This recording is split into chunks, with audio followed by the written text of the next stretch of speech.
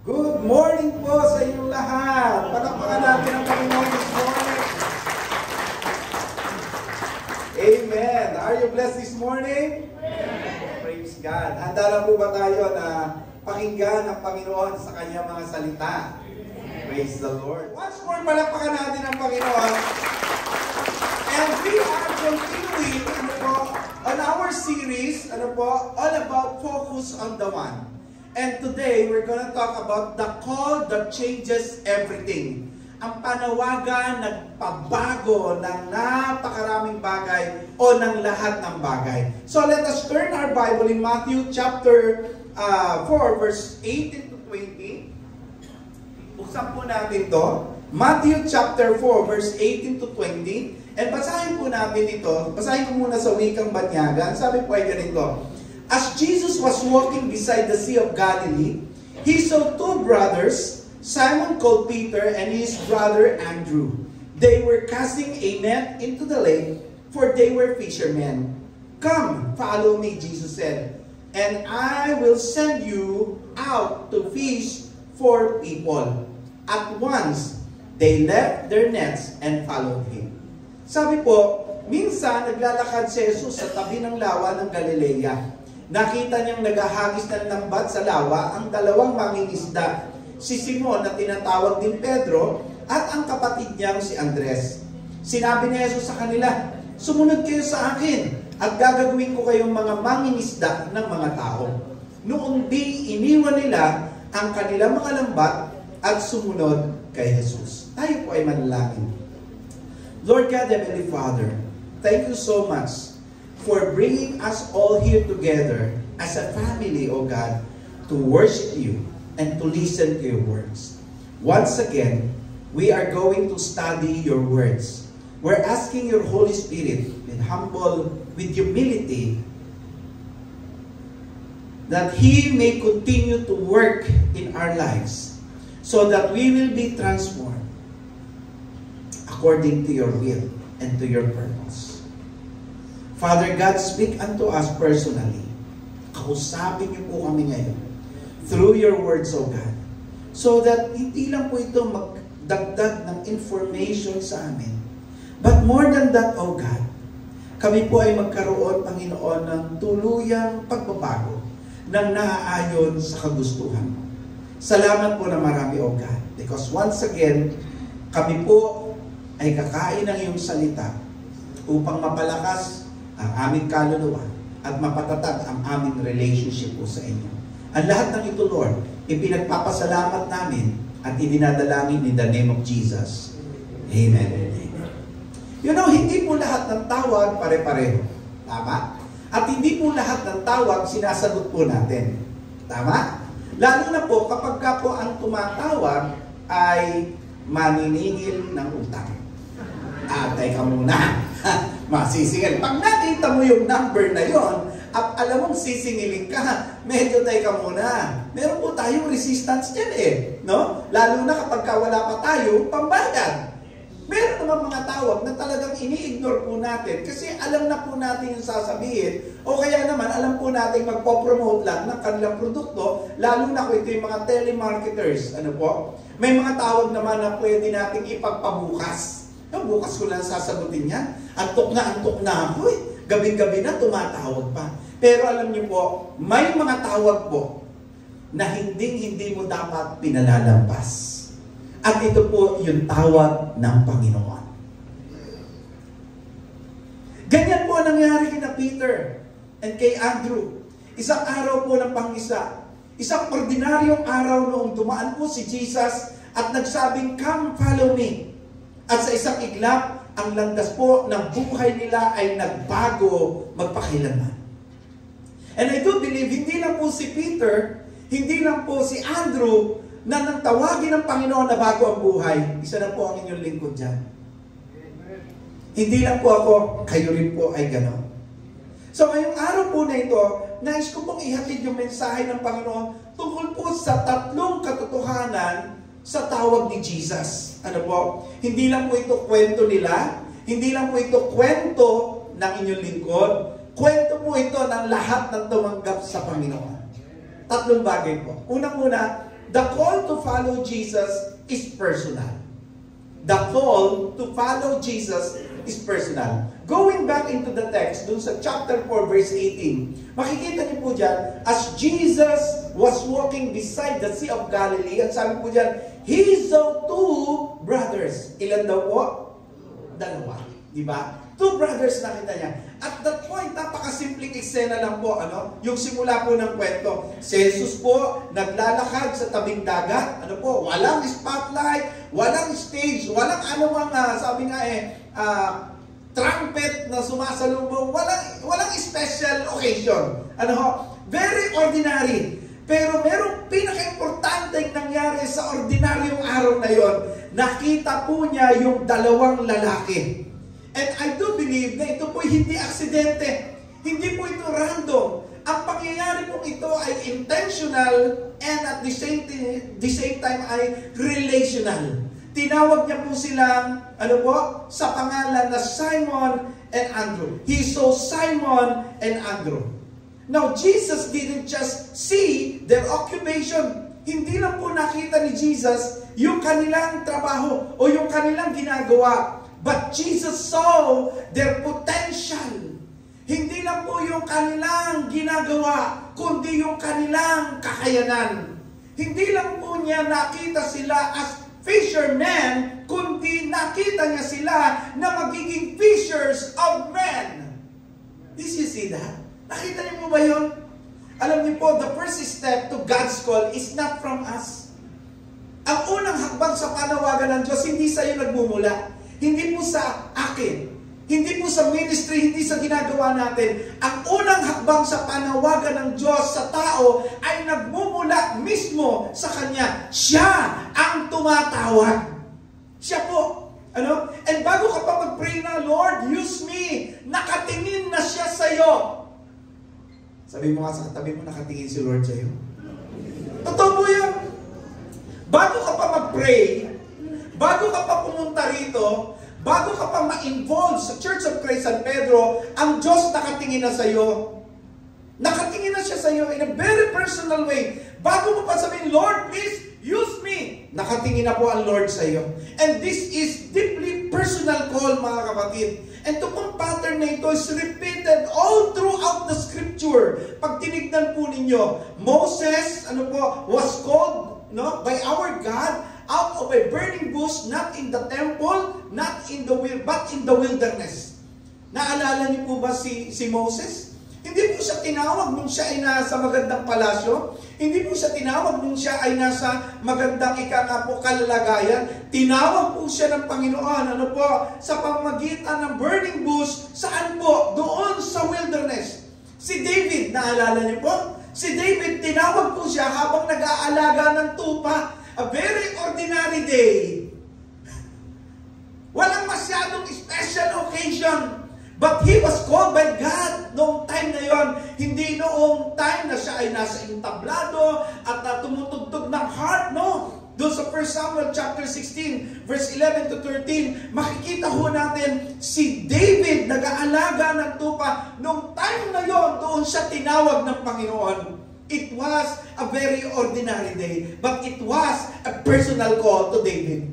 Si Matthew, isang tax collector, tinawag siya ni Jesus habang nasa tax booth, kasalukuyang naniningil. Imagine po ninyo, kasalukuyang naniningil ng buwis, kasalukuyang nandadaya, kasalukuyang may ginagawa kalokohan, nang tawagin siya ng Panginoon. It was an ordinary day para kay Matthew. Pero naging kakaiba nang ang Panginoon ay tumawag sa kanya. Si Mary, the mother of our Lord Jesus, tinawag siya habang ordinaryong dalaga po siya ng Nazareth. Sa Luke chapter 1 verse 26 to 28. Lahat sila tinawag sa gitna ng kanilang pangkaraniwang buhay. Walang special occasion, pangkaraniwang araw, pangkaraniwang oras nang tawagin sila ng Panginoon. And kahit po sa buhay natin, God called you and me. Not when you feel holy, but when your day is ordinary and you are available. I remember nang tawagin ako ng Panginoon para tumanggap sa Kanya. Nakasakay po ako doon sa aming tricycle. Biglang dumating yung tsuhin ko, si Tio Romy, na dating lasinggero, binago ng Panginoon. Dating barumbado, binago ng Panginoon. Dati po siyang layman, lay minister ng kinagisna nating pananampalataya. Hanggang isang araw nagulat kami, may hawak na po siyang Bible. And it was ordinary day nang nakaupo ako dun sa tricycle namin. Tanda ko po na bigla na lang siyang dumating. Ano po, nakita ko sa side mirror at sabi niya po sa akin, "Uy, may ginagawa ka ba?" Sabi ko, "Wala po." Sabi niya sa akin, "May tatanong lang ako sa iyo. Pag namatay ka ba ngayon, sigurado ka bang sa langit ka pupunta?" I'm so shocked. Oo nga, ano? Sabi ko, "Hindi po. Makinig ka sa akin kung gusto mong maligtas." Doon po nagsimula ang mabuting balita para mapakinggan ang inyong lingkod. Doon po nagsimulang tumawag ang Diyos. A very ordinary day, nakaupo lang po ako sa motor, bigla na nagdarating pala yung tsuhin ko at tatanungin niya ako ng isang shocking question. Sigurado ka bang pupunta ka sa langit pag namatay ka? Very personal para sa akin. Hindi ko alam kung experience niyo, but I do believe it's also a personal thing. A personal, approach ni God sa inyo. Alam niyo, noong 2014, sa Stanford, kanila pong natuklasan sa pag-aaral mo nila about motivation and behavior, that people are more likely to respond to a challenge when it is directly addressed to them by name. And this is very true. Tingnan niyo na lang po ito. Pag nag-chat kayo sa group chat, walang nasagot. Sabi mo nga sa katabi mo, umamin ka. Tama? May group chat ang church. Bibihira po doon ang sasagot. Iilan doon sa dami ng members ng church na kapag nag-chat ka po doon, marami ang hindi papansin, marami ang mag-i-ignore doon. Iilan lang ang magre-respond. Pero ito, titiyakin ko sa iyo. Yung mga chinat mo sa group chat, nagpadala ka ng chat, nakarating sa kanila yon personally. I-chat mo isa-isa, titiyakin ko sa iyo, mas marami ang sasagot ng personal as compared doon sa group chat. Totoo ba yun? Sabi mo sa katabi mo, umamin ka. Totoo po yun. Totoo po yung sinabi ng pag-aaral. And so gusto mo malaman po natin, this thing reinforces Jesus' model. A personal approach is powerful. Kaya nga yung calling sa iyo ni Lord at sa akin as believers, personal po yan. Kapag alam mo ikaw ang tinatawag, nag-iiba yung response mo. Tama po? Tama po? Pansinin nyo, hindi sinabi po ni Jesus, "Hey, anyone, wanna follow?" Hindi ganon. Di ba? He called Simon and Andrew by name, by life, and by identity. Meron po isang binata, tambay sa kanto, palaging nasa computer shop. One day, may lumapit sa kanya na isang Christian youth leader. Ang sabi sa kanya, "Alam mo, may nakikita akong potential, may nakikita akong galing sa'yo. Halika, sama ka sa Bible study namin." Alam niyo, from that moment, nagsimulang magbago yung buhay ng batang yun. And later on, that boy became a church worker. Later on, he became a preacher. Why? Because someone believed in him personally. In the same way, Jesus did with Peter and Andrew. Pareho lang po. Diba? So you see, when people feel seen, they start to see their purpose. Ang sabi ni Max Lucado, God doesn't love us in general, He loves us in particular. In other words, He doesn't call us in general, He calls you by your name, by your past, di ba? Your personality, and even your story. Nang tawagin ka ng Diyos, kasama lahat yun. Sa tanong ko po, have you ever recognized that Jesus is calling you? Hindi yung pastor ang tumatawag sa'yo. Na-recognize mo ba yun? Hindi si pastor. Hindi po si elders ang tumatawag sa iyo. Hindi ang mga deacons. Hindi yung friend mo. Hindi yung kapatiran. Have you ever recognized na ang tumatawag pala sa iyo ay si Lord? Na-recognize mo ba yun? Minsan iniisip natin, si pastor, pinipilit ako. Hindi ako yun. Baka si pastor ginamit lang para kausapin ka. Baka si pastor o si elder o si kapatiran ginamit lang ni Lord para iparating sa iyo, pero actually si Lord ang tumatawag sa iyo. Ang tanong ko lang, ni-recognize mo ba yun? Di ba? Are you listening to His voice? Especially during ordinary days. Ano ba yung mga meaningful call ng Panginoon sa buhay po natin? Na hindi kinakailangan nasa entablado ka? Ordinaryong araw lang, pwedeng naglalaba ka, bigla kang tinawag ng Panginoon. Ano po? Pwedeng ikaw ay nagtatrabaho, nasa opisina, pwedeng ikaw ay bumabiyahe, pwedeng ikaw ay nasa gitna ng kalungkutan and yet tatawagin ka ng Panginoon. The Lord calls us when we're ready, but when we're real. Tinatawag tayo ng Diyos, the Lord called us not when we're ready, but when we're real. Ibig po sabihin, katulad ni Peter and Andrew, hindi sila tinawag ng Panginoon ng panahon na sila ay pakiramdam nila, qualified sila. No, tinawag sila ng Panginoon ng panahon na ordinary, na totoo talaga sila. Walang credentials ang mga to. Pero may calling kayo. And the same Jesus who saw them is walking into your life today. At ang sabi ni Jesus, come, follow me. Nadidinig niyo ba siya ngayon? Jesus calls ordinary people for extraordinary purposes. Ikaw yun. Ako yun. Mga ordinaryong tao pero gagamitin ng Diyos for extraordinary purposes. Kaya huwag mong sabihin, wala akong kwenta, wala akong kwenta ang buhay ko. Hindi! Ikaw ang pinakamahalaga kay Lord kasi pinagbuwisan ka niya ng kanyang buhay dahil mahal na mahal ka niya.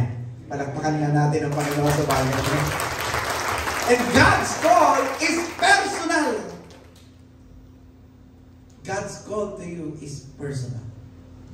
A second is the call to follow Jesus is costly. Masyadong mahal. Tignan niyo po yung sinabi ng Matthew chapter 4 verse 20. Ano po ang response nila Andrew at saka ni Peter? Ang sabi po, at once they left nets and followed Him. Pagka tinignan po natin, sa unang tingin, parang simple lang naman. Di ba? Tinawag sila, anong ginawa nila? Iwan nila yung kanilang nets. No? And then, sumunod sila. Parang hindi siya masyadong malaking issue. Pero tignan niyo mabuti. Pag-aralan niyo mabuti. Napakalaki ng iniwan nila. Malaki po yung iniwan nila, mga kapatid. Because ang lambat ay hindi lang po basta gamit.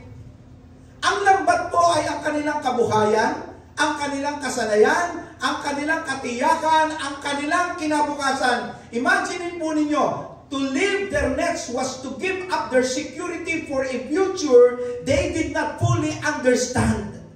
At that point, hindi nila alam kung anong plano ni Lord.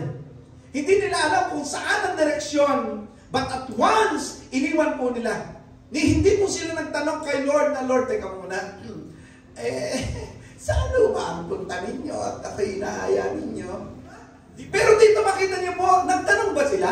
Sinabi pa nila na, Lord, teka muna ha, nakita mo naman, busy kami. Ay, ito baga na may iiwanan agad namin, ay ito'y kabuhayan namin. Hindi po eh. Di ba? Hindi po sila nagtanong na, Lord, teka muna, may health card ba dyan, Lord? May health card. Baka ako'y magkasakit. Ay, wala man lang akong pag-hospital. Meron bang retirement benefits dyan, Lord? Baka ako'y sunod sa inyo sa bandang uli. Wala naman ako mahita. Wala ako makuha. Nagtanong ba sila? Hindi po. Ang sabi ng Bible ay ganito, at once, meaning no delays, no excuses. Nagtawagin sila ng Panginoon. Parang si Abraham, di po ba? Abraham was called to leave his homeland without even knowing where he was going. Sabi po ng Hebrews chapter 11 verse 8. Diba? Hindi lang po si Abraham, hindi lang si Andrew, hindi lang po si Peter, even si Paul. Paul gave up his career as rising Pharisee, suffered imprisonment, beatings, and persecution for Christ. Sabi po ng Philippians chapter 3 verse 7 to 8. And the message of God is consistent. Ano po yung consistent doon? Following God requires a price. Pag sumunod ka sa Panginoon, may kapalit yan. And not everyone is willing to pay. Not everyone is willing to follow. Not everyone is willing to do a sacrifice. Not everyone is willing to leave their nets. Hindi lahat. Tingnan niyo Matthew chapter 19 verse 21 hanggang sa mga sumunod na talata. The rich young ruler wanted an eternal life, but he walked away sad because he couldn't let go of his riches. Tingnan niyo po ito. Verse 21. Sumagot si Jesus, kung ibig mong maging ganap, ipagbili mo ang lahat ng iyong ari-arian at ipabahagi mo sa mga mahihirap at magkakaroon ka ng kayamanan sa langit. Pagkatapos, bumalik ka at sumunod ka sa akin. Verse 22, pagkarinig nito, malungkot na umalis ang binata. Bakit? Sabi mo ng talata, sapagkat siya'y napakayaman. And verse 23, ito ang comment ng Panginoon.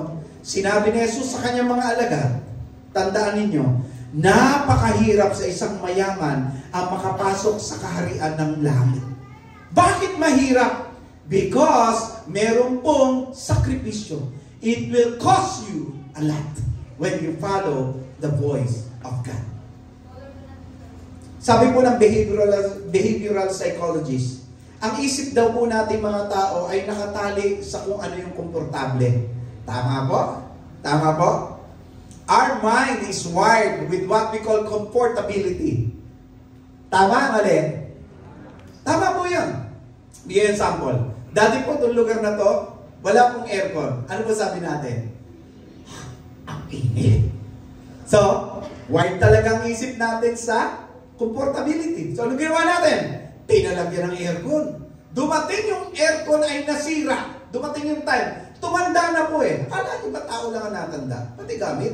So, tumanda po. Ano nangyari? Mainit na. Sayang ang kuryente. No? Aircon ka ng aircon, wala nangyayari. So, anong ginawa natin? Nagpalit. Bakit? Because our mind, we as people, we are wired with what we call comfortability. Kapag hindi komportable, ayaw natin. Ayaw natin pumila, ayaw natin umupo sa mainit na lugar, ayaw natin na tayo po ay naaabala, gusto po natin tayo ay komportable. Kaya nagkakaroon tayo ng resistance kapag pakiramdam po natin ay merong pagbabago at merong mawawala sa atin, kahit na alam po natin, na yung mawawala na yon ay ikalalago naman natin. Tama? The brain naturally resists change even when it leads to our growth. And that's why the hardest part of discipleship is not hearing God's call or hearing God's voice, but letting go of what's familiar, what's comfortable. Our nets might not be made of rope, but we all have something we're afraid to live. Lalo na pag komportable ka na dyan. Kahit na may tawag ang Diyos para sa higit ikagaganda, hindi mo maiwan. Bakit hindi mo maiwan? Komportable ka na eh. Halimbawa po, if you are comfortable with sinful relationship, ang hirap bitawan yan. Bakit? Mahal ko na siya. Hindi ko kayang iwan. Especially kapag ikaw po merong sinful habit. Nakasanayan ko na to, Pastor. Tsaka ano naman to? Tuwing hapon lang. Tuwing hapon lang, papa. Galing ka sa trabaho. Anong pampakondisyon? Di ba? Ang hirap iwan para sumunod sa Panginoon. And these are the nets na meron po tayo sa panahon ngayon. Pwedeng, uy, itigil mo na yan. Baka masulog ang baga mo. Baka lamang lalo akong mamatay pag tinigil ko to. Di ba? Tapos pag nagkasakit, ano sasabihin? Pastor, pag-pray mo ako. May pagsubok ako eh. Ano pagsubok niyo? May tama po ang baga ko. Hindi ba parang nakakahiya naman kay Lord, no? Hindi naman inutok ni Lord na suminghot ka ng sigarilyo. Ikaw naman yan. may tama po ang atay ko. Hindi naman sinabi ni Lord na ikaw ay maglaklak ng alak, di ba? Tsaka hindi mo naman talaga kayang tibagin at talunin ng San Miguel. Patay ka na, buhay pa yung San Miguel na yan. Di ba yung tibigan niya? Wala makakatalo dyan. Di ba? Pagsanay ka na po doon sa tinatawag po nating secret sin, parang ang hirap iwan. A life of convenience. Parang ang hirap iwan. Pastor, ang hirap po kasi. Kung susunod ako kay Lord, iiwanan ko to. Ay, ganun talaga. Mga kapatid, ganun po talaga. Pag may calling si Lord, may iiwanan ka. It will cost you a lot. Yan ang totoong halaga ng pagsunod sa calling ni Jesus. Sometimes it costs you the world, but you gain eternity. Salvation is free, but discipleship will cost your life. Totoo po yun.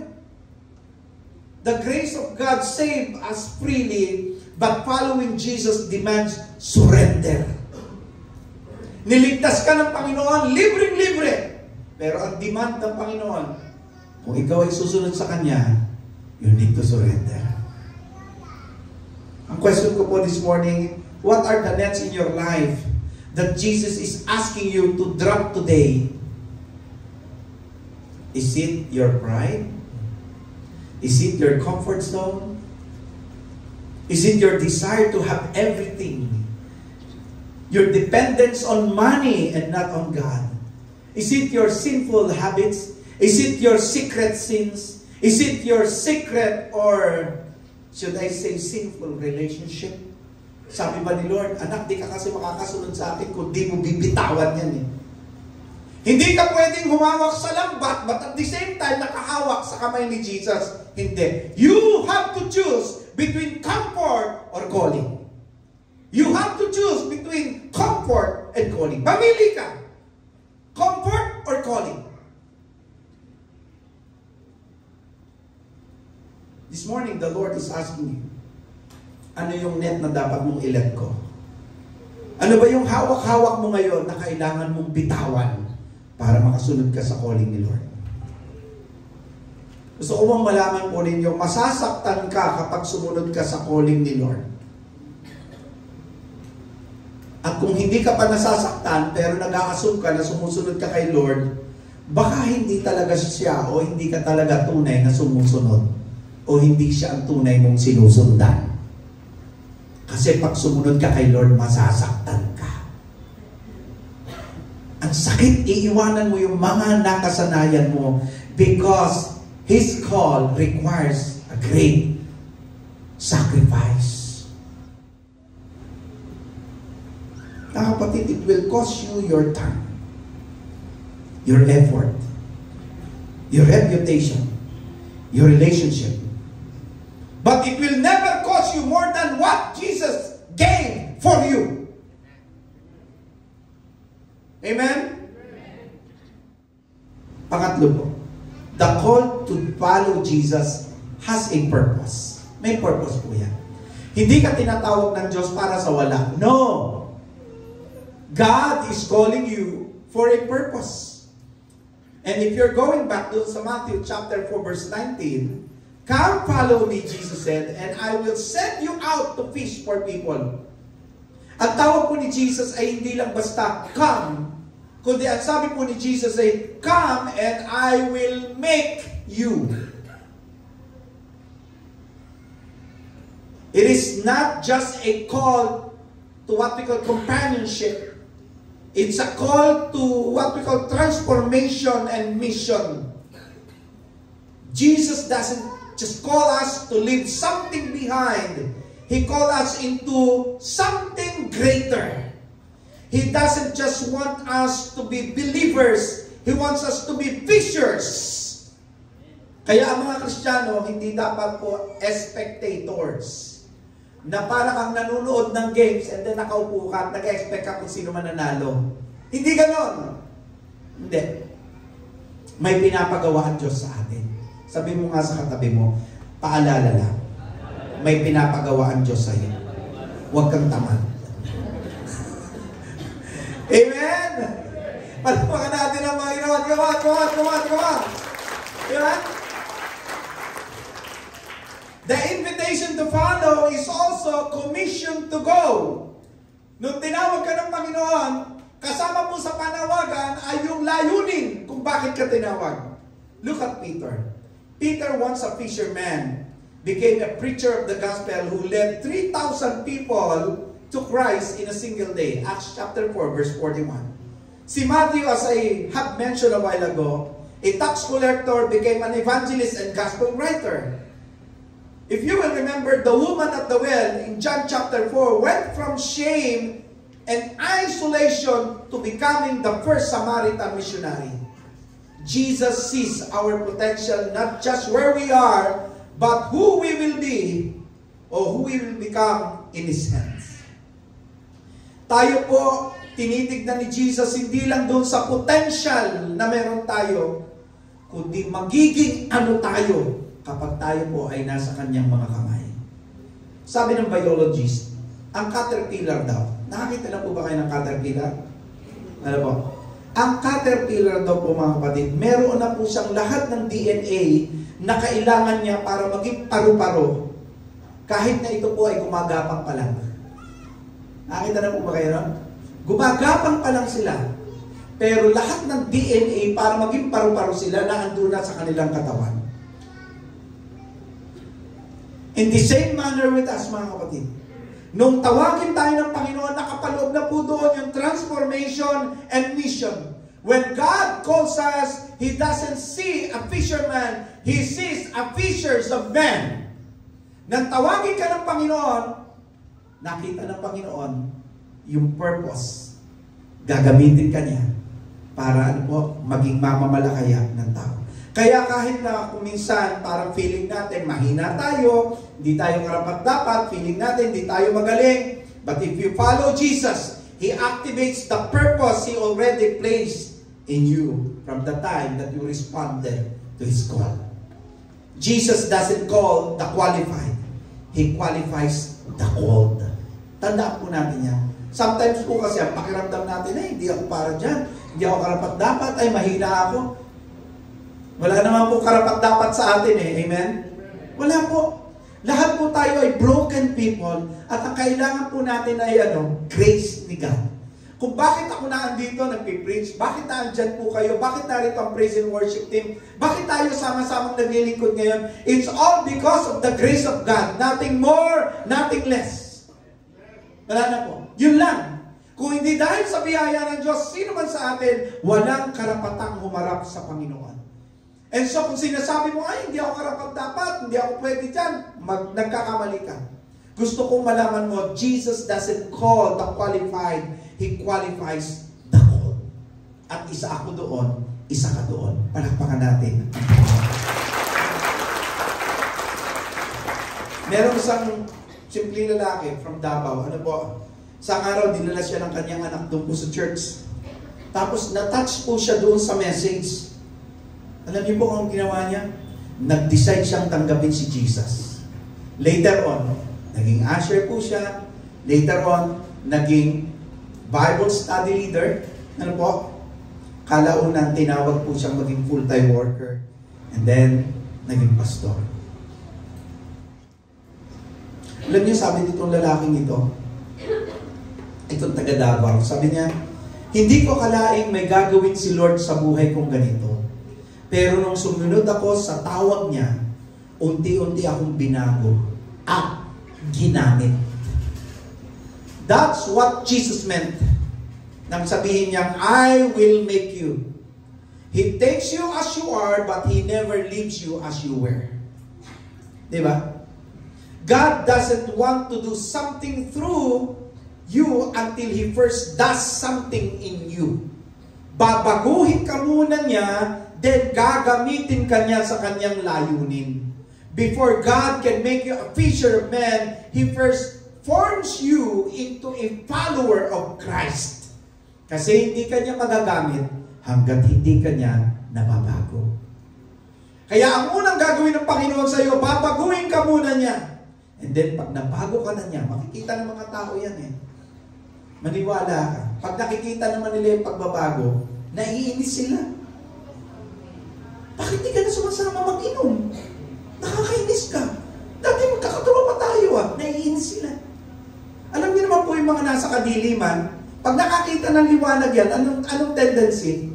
Ito tayo po, by experience, kapag galing ka sa dilim, tapos na-expose ka sa liwanag, ang reaction mo ba, wow, ang liwanag! Ganun ba? Hindi, di ba? Ano ba yan? Ang liwanag naman. The same thing kapag ka may taong nabago. Pag may taong nabago, parang ilag na ilag ka, silam na silam ka, o hanggat maaari, ayaw mo. Bakit? Kasi nasanay ka na dati madilim siya, ngayon bigla siyang nagliwanag.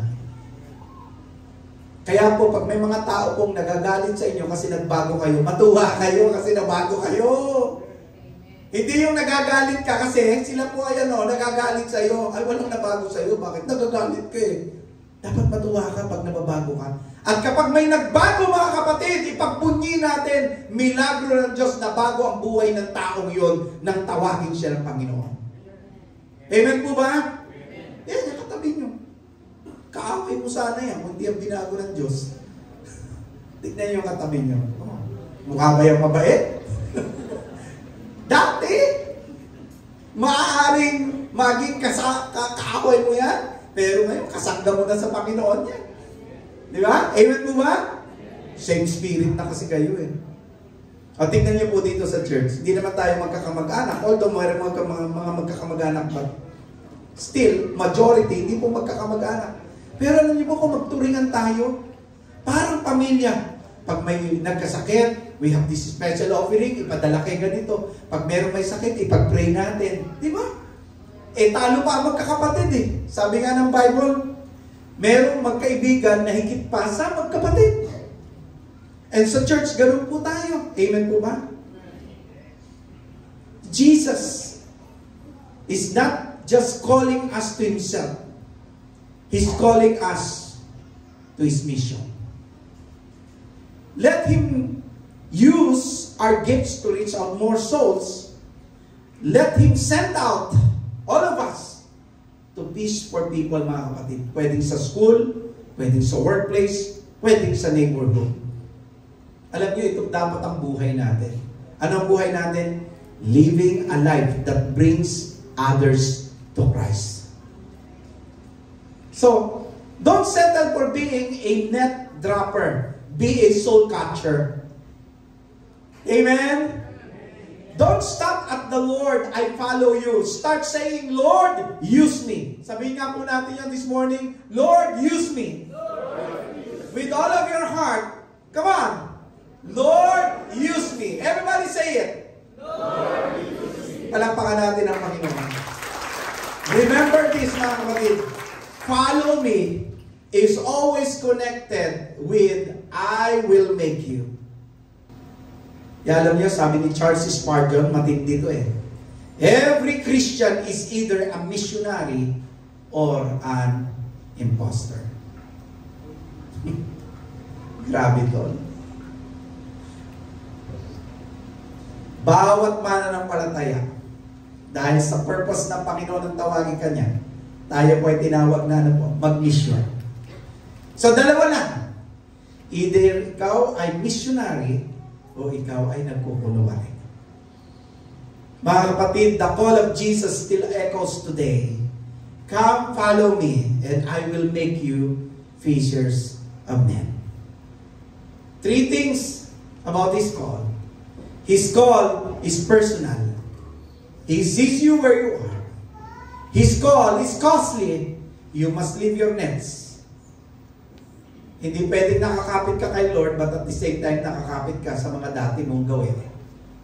And His call has a purpose. You are called to reach others. Like Peter and Andrew, you don't have to be perfect. You just have to say, yes. Amen? You just have to say yes. Hindi mo kailangan maging perfecto, kailangan mo lang magsabi ng yes sa panawagan ng Panginoon sa iyo. My question is this, are you truly following Jesus? Not just attending the church. Iba po kasi yung uma-attend lang sa talagang sumusunod. Para bang sa bahay, iba po yung umuwi lang sa bahay as compare sa sumusunod sa nanay at tatay. not just liking the what we call Christian posts online, but living a surrender nets, clear purpose ng Panginoon sa buhay po natin. There is what we call bold obedience sa Panginoon. Kung ikaw ay tinawag ng Diyos, magpagamit ka. Sabi mo nga sa katabi mo, kapatid, magpagamit ka. Be a soul catcher. Hindi lang po net dropper. At kung ngayong oras na ito, bilang bisita, mga panauhin namin, naramdaman mo sa mensahe ito, tinatawag ka ng Lord, then join us. Join us. Huwag mo ipagpaliban. Respond to God's call right now. Because one yes to Jesus can change everything in your life. Sabi ni Jesus, come follow me. The call that will change you and me. Lord God, maraming salamat sa iyo. Sa dami ng mga tao, Panginoon, personal mo po kaming tinawag. Alam ko po, bawat isa dito may kanya-kanyang personal experience. At kulang ang buong maghapon, Panginoon, para ibahagi kung paano po nila kayo na-encounter sa buhay po nila. Pero in one accord, with one voice, gusto namin sabihin salamat po kasi isa po kami sa tinawag mo in a very personal way, Panginoon. Lord, aming dalangin, makita namin, Panginoon, lagi yung purpose kung bakit mo po kami tinawag. At ito, Panginoon, ay umabot sa mga tao na wala pa rin po sa inyo. Lord, mangyayari po yung purpose na yun kung matututunan namin, Lord, na bitawan yung mga nets, figuratively speaking, sa buhay namin. Mga bagay-bagay, Panginoon, sa buhay namin na dapat namin iwanan. Kasi sabi mo, I will make you. Babaguhin mo po kami. Lord, tulungan mo po kami.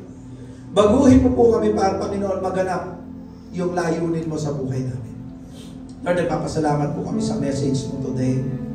Pinaalalahanan mo po kami, Lord. Napakahalaga na makita namin sa buhay namin na kami ay isa sa mga tinawag mo.